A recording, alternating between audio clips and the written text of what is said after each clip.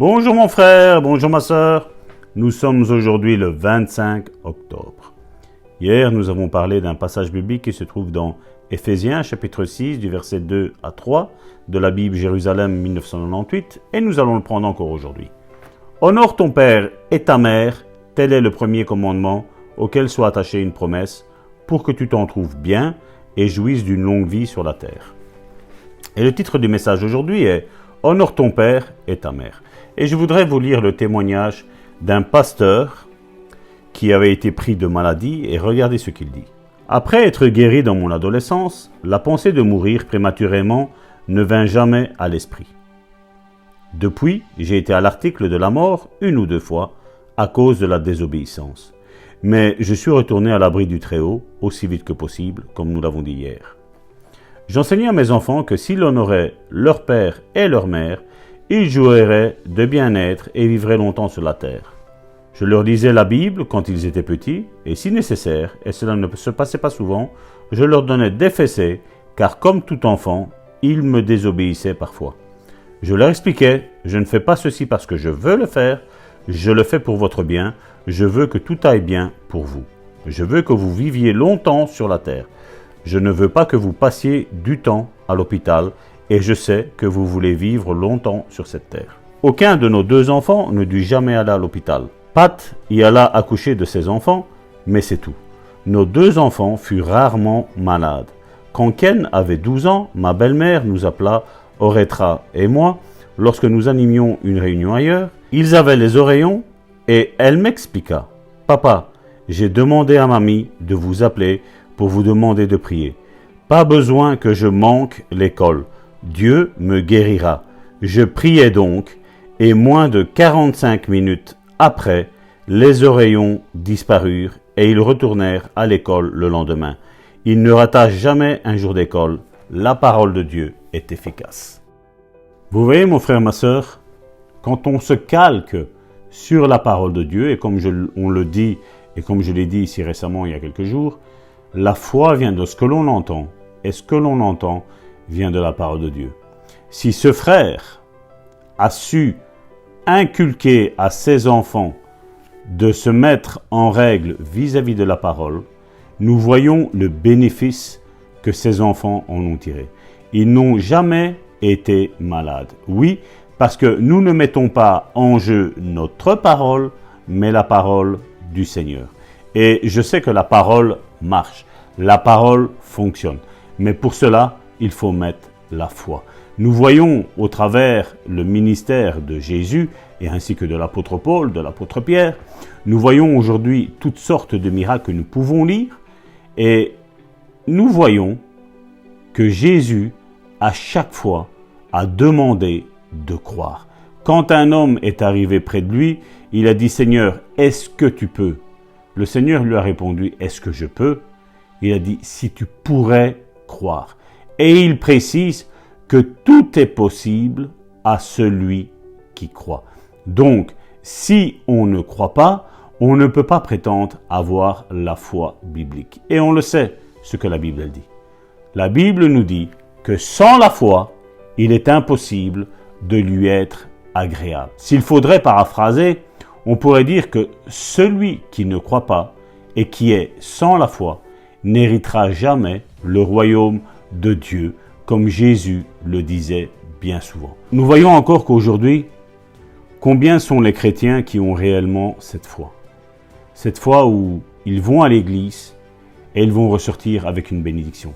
Ils vont à l'église avec un problème et ils savent que quand ils vont sortir de là, le problème ne sera plus parce qu'ils se seront rendus dans la maison du Seigneur.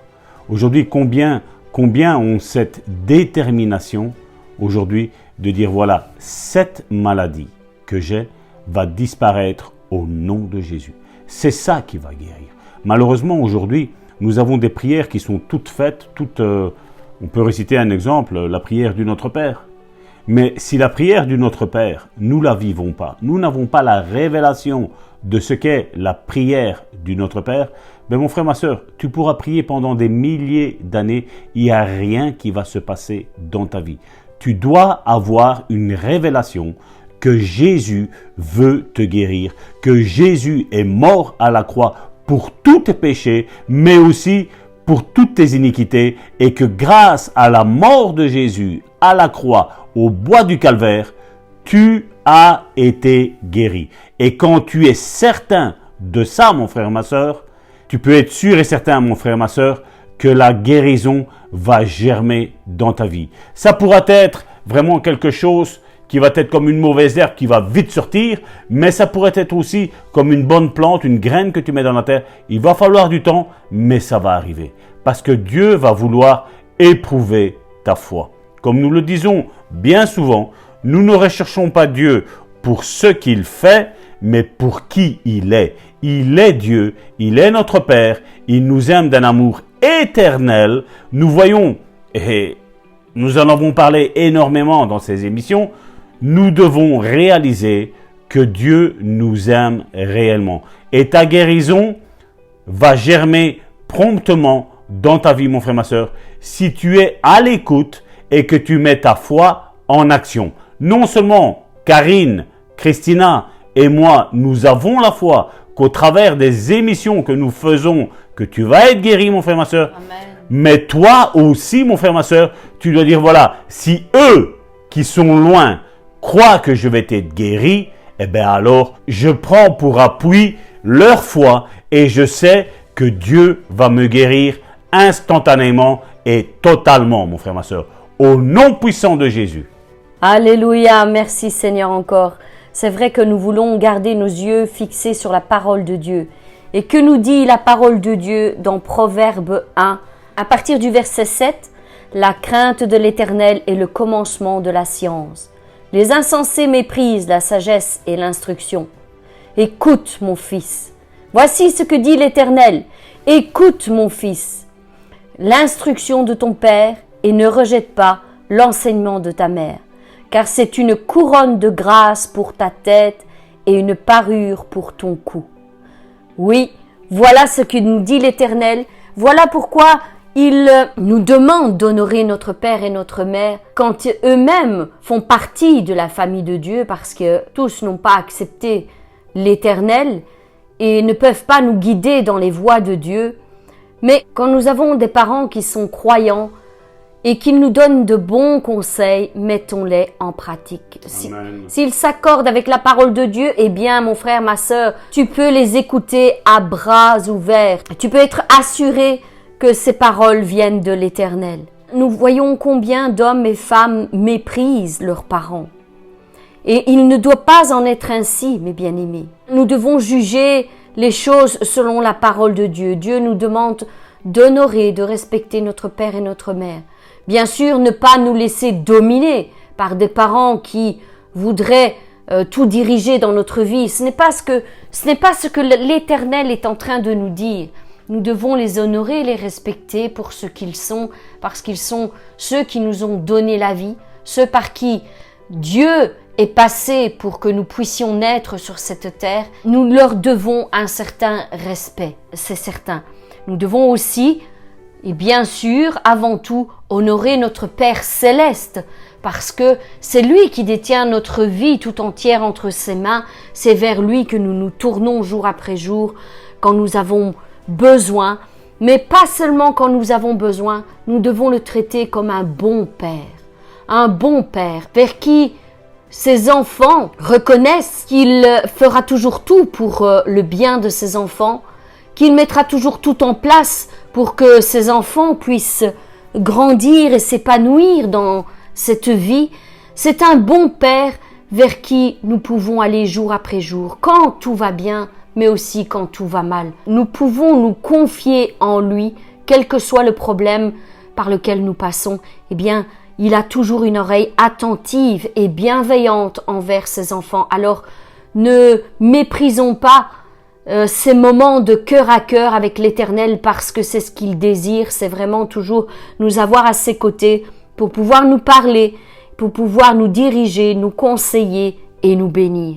Mes bien-aimés, je prie afin que vous puissiez saisir cette parole aujourd'hui qui dit d'honorer notre père et notre mère. parce que je sais qu'il y a beaucoup de dérives dans ce domaine. Pour beaucoup, honorer son père et sa mère, c'est toujours leur être soumis, quoi qu'ils fassent et quoi qu'ils disent, même s'ils nous maltraitent. Eh bien, ce n'est pas ce que Dieu nous dit. Il nous dit de les respecter en tant que parents, mais pas de leur être soumis. Nous devons être soumis à Dieu, premièrement, et puis honorer, respecter et faire du bien si nous le pouvons, si c'est dans nos capacités, faire du bien aussi à nos parents, les soutenir comme eux nous ont soutenus pendant notre enfance, les encourager, les aider. Tout ceci fait partie du respect que nous devons avoir envers nos parents. Mais il est certain que eux aussi doivent avoir du respect envers leurs enfants. Il est aussi noté dans la parole de Dieu, Père, n'irritez pas vos enfants. Les parents doivent eux aussi avoir du respect pour leurs enfants. Le respect est quelque chose de mutuel. Amen. Nous avons du respect pour nos pères et nos mères, mais notre père et notre mère doivent eux aussi avoir du respect envers nous. Et ainsi, les choses se passeront vraiment comme la parole de Dieu le dit. Les uns et les autres, nous pourrons avancer dans les voies de Dieu et nous pourrons honorer notre Dieu Tout-Puissant qui nous demande de nous accorder avec cette parole. Mais bien aimés, j'espère qu'encore aujourd'hui, il y a des barrières qui vont tomber parce que je sais que beaucoup d'entre vous sont bloqués par ce genre de difficultés au sein de leur famille. Et j'espère vraiment que en mettant en place le respect mutuel, vous allez pouvoir faire sauter ce blocage et avancer dans les voies de Dieu. Que Dieu vous bénisse grandement, mes bien-aimés. Et maintenant, nous allons écouter notre sœur Christina qui va nous diriger dans une bonne déclaration. Soyez bénis. Amen. Une bonne déclaration pour aujourd'hui. Je veux vivre longtemps sur la terre. Je veux jouir de ma vie ici-bas sans maladie ni infirmité. J'obéis donc à la parole de Dieu. Je continue d'obéir et profiter des bénédictions de Dieu telles que la santé et la guérison. Nous devons avoir la foi en ce que Dieu a dit, parce que Dieu n'est pas le Dieu du mensonge, au contraire. Amen. Dieu est le Dieu de la vérité. Amen. Ayons foi en Dieu parce qu'il nous a promis un avenir et de l'espérance. Il nous a promis une longue vie et pas une vie de maladie ou d'infirmité. Il nous a montré à travers Jésus qu'il ne voulait pas qu'on soit malade, mais au contraire qu'il voulait nous guérir. Amen. Peu importe quelle est ta vie, quelle est ta situation pour le moment, peu importe quel est le péché contre lequel tu es en train de lutter pour le moment, Dieu veut te guérir parce qu'il t'aime toi pour qui tu es et rien ne peut nous séparer de l'amour de Dieu. Amen. Et je pense que cette preuve d'amour que Dieu a fait à la croix en envoyant son Fils unique, mourir pour nos péchés, pour se faire flageller et être meurtri par toutes ces choses qu'il a dû subir, il a fait tout ça pour pouvoir nous délivrer de nos péchés, de nos iniquités et de pouvoir nous guérir. C'est sa volonté de te guérir, mon frère, ma sœur. Et c'est sa volonté de t'avoir à ses côtés tout le reste de l'éternité. Mais avant, tu as un travail à accomplir ici-bas. Tu as un appel pour lequel Dieu t'a créé. Tu as des personnes à guérir. Tu as des personnes à encourager, à relever, à amener à Christ. Mais avant tout cela, tu dois passer par certaines choses. Peut-être que pour le moment, tu es en train de combattre tellement contre de mauvaises pensées, peut-être de mauvaises personnes qui essayent de toujours te rabaisser. Mais ton but, toi, c'est de relever les autres. N'oublie jamais quel est ton but et quel est l'appel que Dieu a pour ta vie. Amen. Seul Dieu a les clés de ta vie. Amen. Seul Dieu peut décider quand sera ton dernier jour. C'est pour cela que nous ne voulons pas choisir, nous, quel est le destin d'une personne, si elle a le droit de vivre ou de mourir. Seul Dieu a ce pouvoir, parce que c'est Dieu qui nous crée. Nous ne voulons pas tuer quelqu'un, parce que Dieu a un avenir pour cette personne, qu'elle nous ait fait du mal ou pas. Dieu veut tous nous relever et tous nous encourager. Il ne veut pas nous abattre. Il veut nous faire grandir. Amen. Amen. Amen. Merci Christina pour cette bonne déclaration encore aujourd'hui. Seigneur, nous voulons nous accorder encore aujourd'hui avec cette parole que tu nous as donnée. Nous voulons suivre toutes tes directives, tous tes conseils, Seigneur, quel que soit ce que cela nous coûte, parce que je sais qu'il y a de bon nombre de familles qui sont divisées et qui n'accepteront peut-être pas cette parole d'honorer le père, la mère, pour les problèmes et les difficultés par lesquels ils sont passés. Seigneur, je te demande de bénir mon frère, de bénir ma sœur, qui a difficile à entendre cette parole aujourd'hui. Seigneur, cette blessure de cœur, ces déceptions, Seigneur, ces cicatrices, Seigneur, je te demande de les assainir, Seigneur. Seigneur, je demande que ton Saint-Esprit puisse les rejoindre aujourd'hui, Seigneur, et puisse apaiser, Seigneur, toutes ces blessures du passé, Seigneur. Seigneur, nous ne voulons pas demeurer sur le passé, Seigneur. Le passé est passé, il est derrière nous. Et maintenant, nous voulons aller de l'avant ensemble, Seigneur, en ne regardant qu'à toi, Seigneur. Seigneur, pour toutes ces personnes qui ont un problème, Seigneur, avec cette parole, Seigneur, ont difficile à entendre cette parole, Seigneur, ressentent, Seigneur, des douleurs intérieures, des souffrances intérieures quand ils entendent ces paroles, Seigneur. Je te demande vraiment de verser ton huile précieuse sur chacune d'entre elles, Seigneur.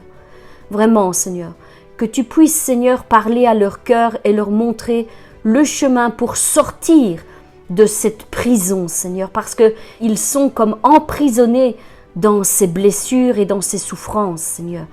Seigneur, je te demande d'ouvrir les portes de cette prison, Seigneur, afin qu'ils soient libérés, Seigneur, aujourd'hui, au nom puissant de Jésus-Christ. Qu'ils puissent relâcher, Seigneur, le pardon, Seigneur, qui les libérera de ce passé, Seigneur, difficile, Seigneur, parce que, Seigneur, devant eux, il y a un avenir et de l'espérance. Oui, Seigneur, ta grâce, Seigneur, sur eux. C'est ce que j'implore au jour d'aujourd'hui. Seigneur, que ta grâce se déverse sur chacun de tes fils et chacune de tes filles, Seigneur.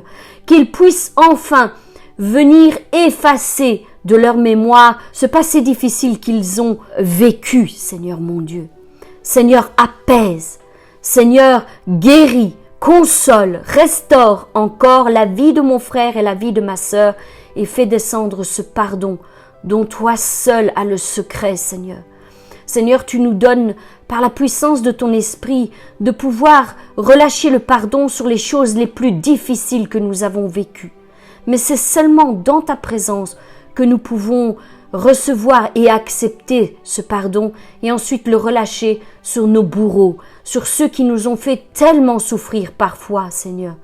Seigneur, je sais que tu fais cette œuvre maintenant dans la vie de mon frère et dans la vie de ma sœur. Seigneur, tu vas les aider à passer ce cap, Seigneur, à passer ce cap, Seigneur, au-delà de tout ce qu'ils auraient pu même penser ou imaginer. Il y a bon nombre de témoignages qui nous décrivent qu'ils ont pu faire ce pas, Seigneur, de foi et de pardonner ceux qui les avaient tant fait souffrir, Seigneur. Et maintenant, ils parlent librement de toi, Seigneur. Ils parlent librement du pardon. Ils parlent librement du respect que nous devons avoir envers nos pères et nos mères, même s'ils nous ont fait souffrir. Seigneur, je te demande, Seigneur, la puissance de ton esprit maintenant sur la vie de mon frère et la vie de ma sœur. Seigneur, agis, Seigneur, maintenant, et bénis-les puissamment afin qu'ils reçoivent cette guérison au nom puissant de Jésus-Christ. Mes bien-aimés, demeurez dans la présence de Dieu afin qu'il puisse faire son œuvre en vous et vous aider à faire ce pas de foi. Quant à nous, nous nous retrouvons demain pour une nouvelle méditation. Soyez bénis!